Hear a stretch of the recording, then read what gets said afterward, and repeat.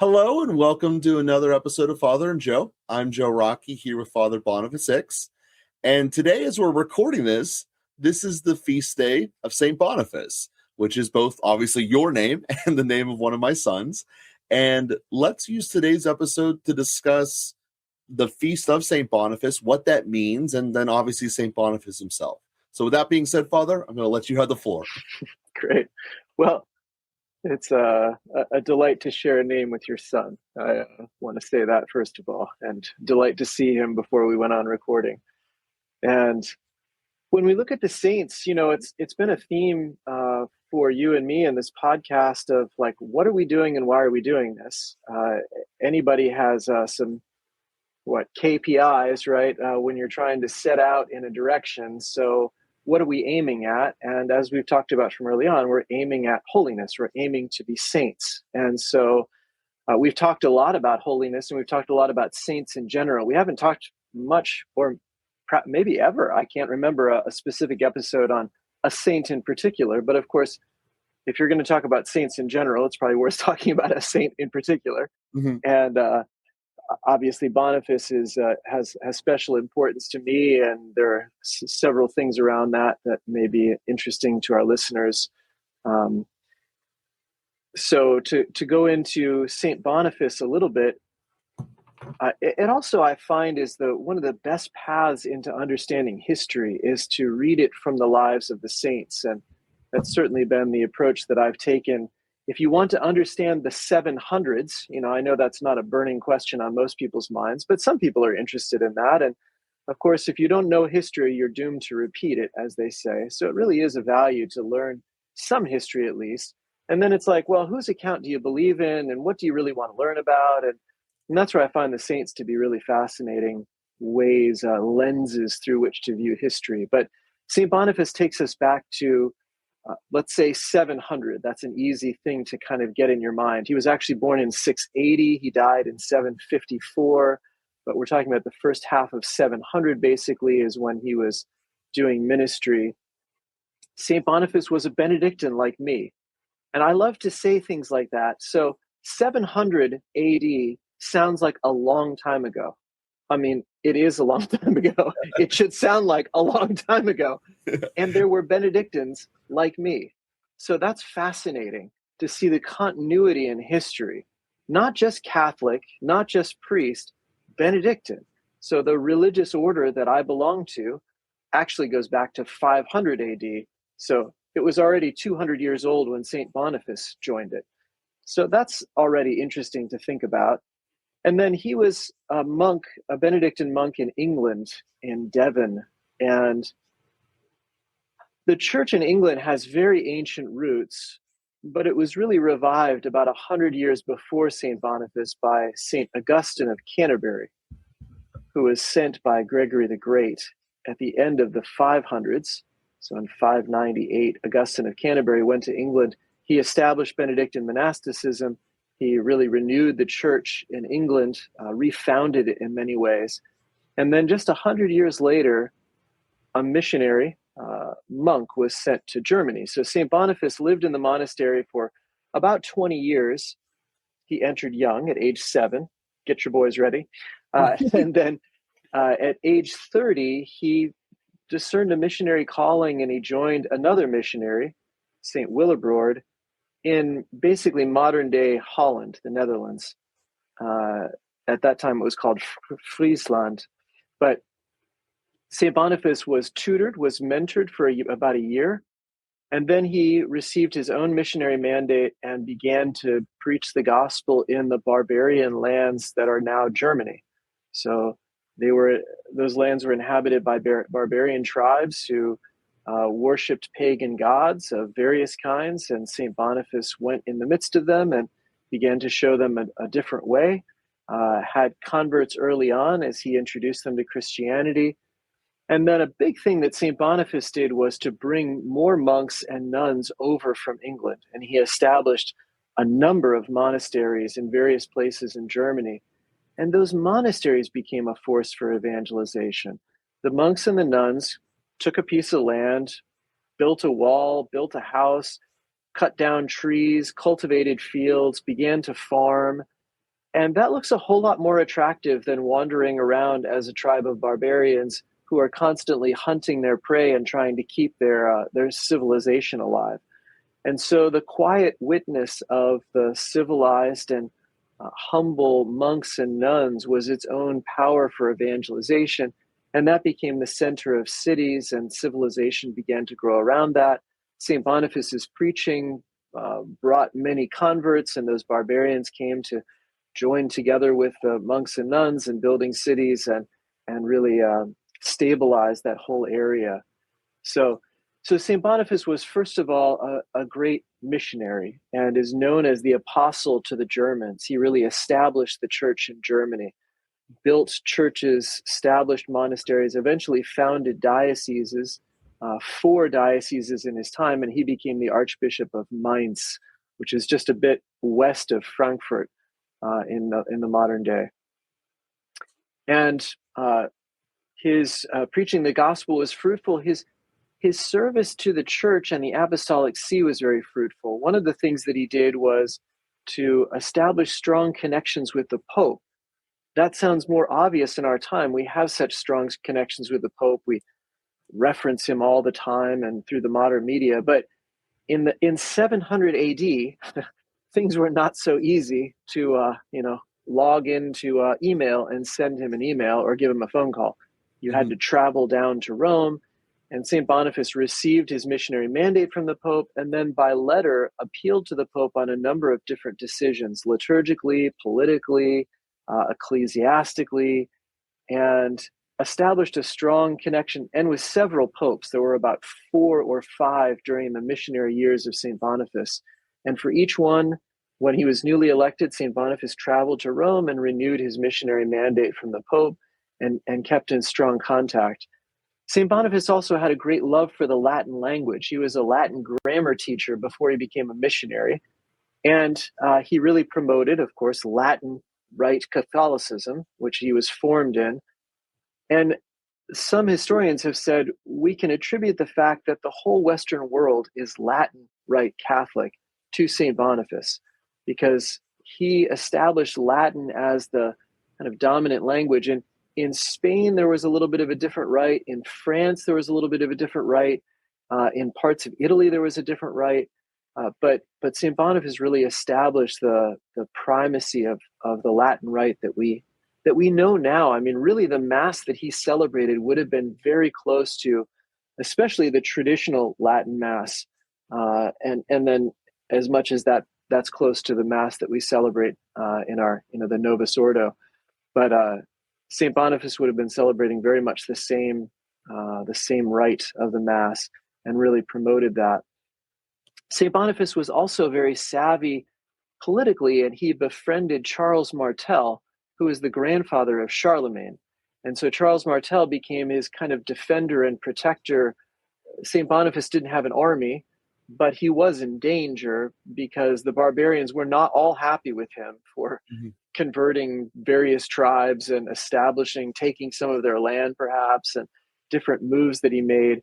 But Charles Martel and his armed forces were a protection for St. Boniface.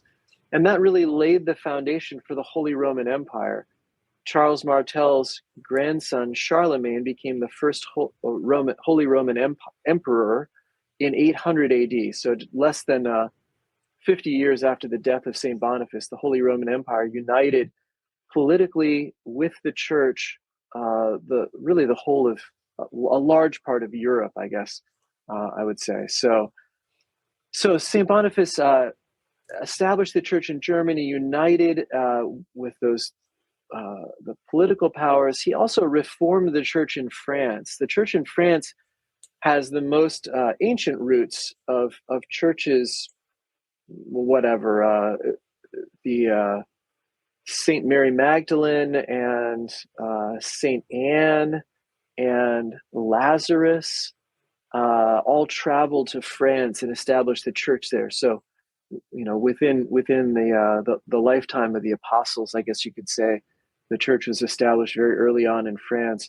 But after several centuries, it had fallen into bits of corruption. And anyway, we're always struggling with corruption. So Saint Boniface was also a great reformer and called synods, and was entrusted with quite a bit of authority to take penal action and discipline priests who weren't living up to their promises. And anyway, did a lot of reform in the church in France. And then finally, at age 75, St. Boniface retired to his monastery, maybe age 74. And he stayed there for about 2 years before he decided. I've never read the reasons exactly. I can only guess at them. But he returned to his original mission land of the Netherlands and went out evangelizing again. And at this time was set upon by a barbarian tribe, and he refused to defend himself with weapons, and he and about 50 companions were martyred as they tried to spread the gospel. So really an incredible life, an incredible impact, and an incredible example for us. We can really see the heroic virtue of a man who is also, I should mention, deeply steeped in the Word. He really loved the Scriptures. His love for Latin grammar, I suppose you could say, is a starting point, and then his love for the Word of God. He was asking in a number of letters that some of the nuns would make handwritten copies of, well, everything was handwritten, of course, but would make copies of certain letters of St. Peter or certain other books in the Bible, that he could have them with him all the time. It wasn't like today where you've got the Bible on your phone. And so having those copies of the Scriptures was really important to him. And he makes a clear demonstration of his love for the Scriptures, his love for the church, his love for the Pope, his love for the liturgy in a lot of his letters, and it comes through so much in the witnesses to his life. So really a wonderful example for us to hold before us, and happy for those of us who are named after him. Well, absolutely. And I think that there's a lot of things to bring out from what you just said there. Is that one of the first thoughts I had was he's English and he's going to Germany, and there's a massive language barrier. But when you back out of this, Rome had dissolved only a couple hundred years before. So at least there's some commonality within Latin. And then just to see how they have grown separately since then in terms of how different German is from English. Back then, he was able to connect the dots. 1,300 years later, not going to happen. If you can't speak English or German, you're not going to be able to use the syntax of one to learn the other. It's not like Spanish and Portuguese or something like that. So I think that is also a remarkable starting point. That in and of itself is a massive political feat. And then if you think about the rest of it as going in with not just the gospel, because I mean, anyone can say this is Jesus is awesome, and tell you about the fun things there, but to then bring effectively a political structure with it that is, while different, and therefore different is always scary, it was inviting. And he was able to show the results in it, the results in being one with the Word, one with God, one with being an active celebrant. And as you were saying, he's clearing some of their hunting grounds to create farms and villages that later became the foundation of the middle of the country, or the middle of Europe. And you look at that going through, and then how he's interacting and making it in a way that's inviting in. You know, he inherently, without knowing all the language he used, he did not come in and say, your way is horrible, I'm the only way to do this, and join the thing or get kicked out. It was you can just tell inherently from the results, it was very different than the way Americans dealt with the natives that were on our land, or what became America. And that St. Boniface did it with a desire to want to help grow and make life better. I mean, you are allowed to look at someone else's life and say, we can try to do this better. Doesn't mean you'll be right, but I'm also sure he had a ton of discernment involved as part of those missionary trips to the Pope to say, hey, this is what we're doing. This is what we're thinking the next step should be. And I'm sure he talked about it at least once or twice, and more importantly, prayed about it a lot. about what to do with decisions, who to befriend, how to protect his settlements, etc. Because any of those barbarians are also under risk of, I used to go this way of hunting and gathering. I'm doing it different than other people around me because I'm different. Again, now I'm a threat, a target, etc. So to look at all of this in totality and either create structures for success or learn and adapt from others, from history as you started with initially, it's a really broad and encouraging way of looking at it. And it's a beautiful testament to one of the things that I've been bringing up, which is if you have 5 talents, go out and use them. Don't bury it in the sand. And obviously, he had way more than that.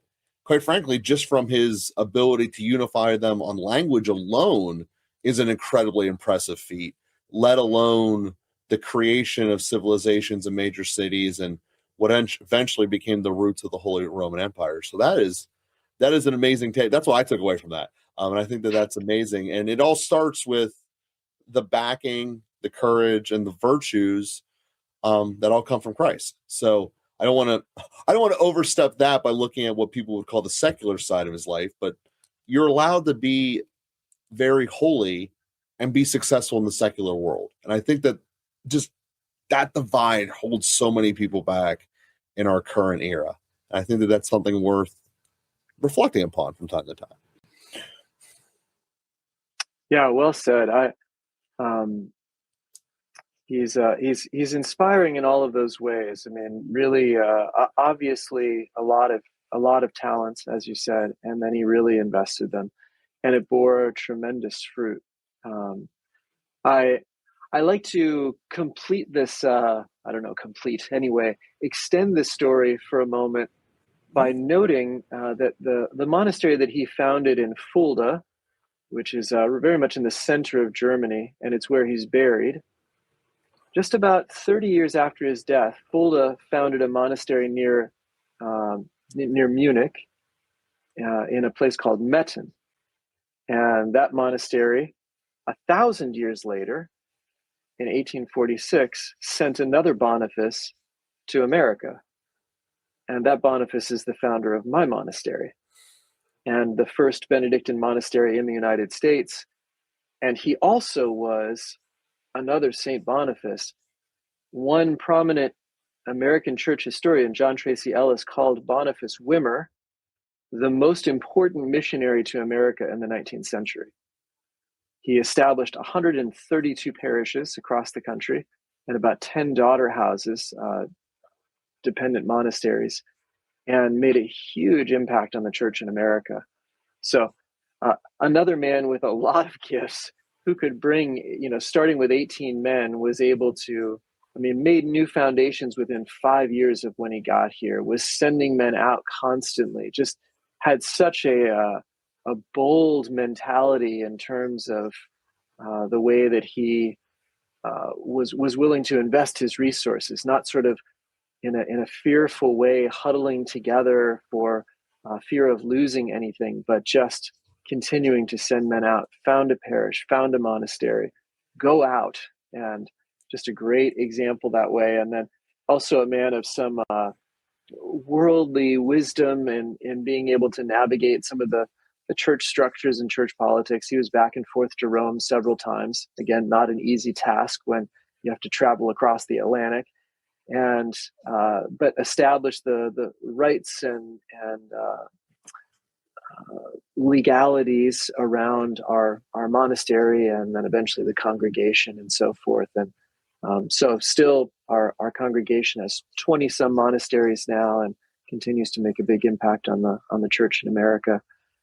So just to say again, using the combination of the wisdom of the world that we can draw from, but then taking that into a church and ecclesial context, living that out for the sake of our faith is admirable and desirable, and certainly something that we should strive for. Absolutely. And it is a great way of looking at history, because one of the things that inherently in learning about a saint is you have to learn about the times that they're in.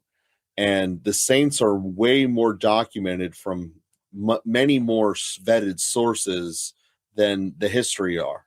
That most history, especially in the ancient history, was written as self-promotion of someone else.